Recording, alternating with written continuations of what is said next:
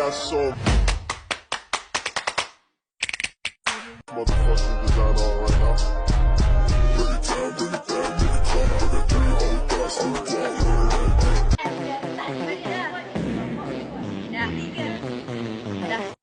Assalamualaikum warahmatullahi wabarakatuh. Kami dari kelompok 2. Hari ini kami akan menjelaskan prosedur pembuatan eliksir. Sebelumnya saya akan memperkenalkan terlebih dahulu anggota kelompok saya.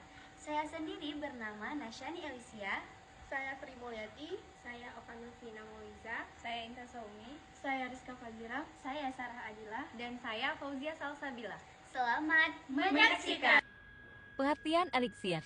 Menurut Pharmacopoeia Indonesia edisi 3, eliksir adalah sediaan berupa larutan yang mempunyai rasa dan bau yang sedap, mengandung obat dan selain obat, seperti pemanis, pewangi, dan pengawet. Digunakan secara oral. Larut utama biasanya digunakan etanol, juga bisa ditambahkan glycerol, sorbitol, dan propilen glikol. Jadi selanjutnya alat dan bahan yang kita gunakan, yang pertama ada lumpang dan alu, gelas ukur, dan botol sirup. Kemudian bahan-bahan yang kita gunakan yang pertama adalah paracetamol, etanol, propilen glikol, aquabides, asam benzoat, dan sirup simplex. Kemudian prosedur kerja. Pertama, melarutkan paracetamol dan etanol dalam beker gelas. Kemudian tambahkan propilen glikol, aduk hingga homogen. Kemudian tambahkan asam benzoat, aduk hingga homogen.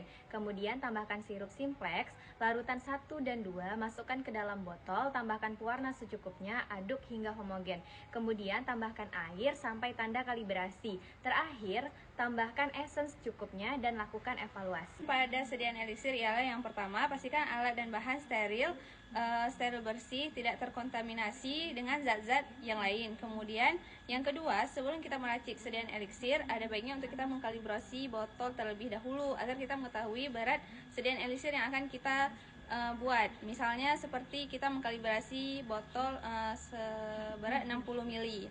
Kemudian yang ketiga, kita pastikan larutannya homogen dengan sempurna.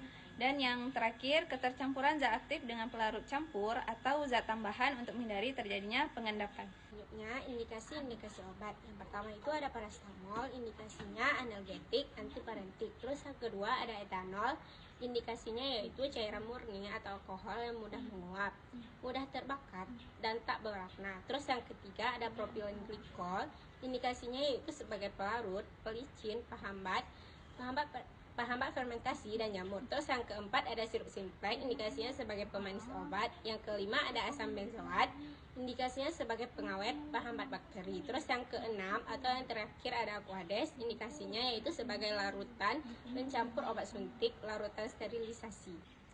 Nah, pada pembuatan eliksir ini kita akan melakukan beberapa pengujian. Salah satunya yaitu ada uji pemberian. Uji pemberian adalah uraian tentang bentuk, bau, rasa, dan warna. Nah, pada pengujian ini dilakukan setelah 1 minggu penyimpanan agar kita dapat membandingkan sebelum dan sesudah penyimpanan.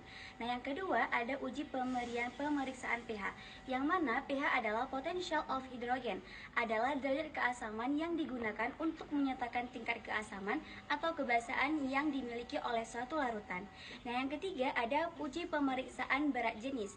Uji pemeriksaan berat jenis ini kita akan melihat apakah berat jenis larutan tersebut sesuai dengan sebelum atau sesudahnya.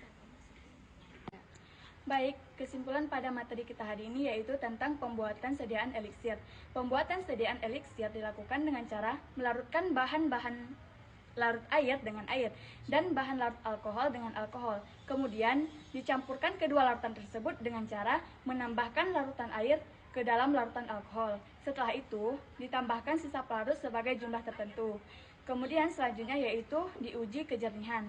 Dilakukan dengan menggunakan alat dan didapat bahwa eliksir jernih di mana larutan menjadi transparan. Dan uji pH yang didapat dari sediaan ada 6. Kemudian pengontrolan pH sangat penting karena kelarutan zat aktif.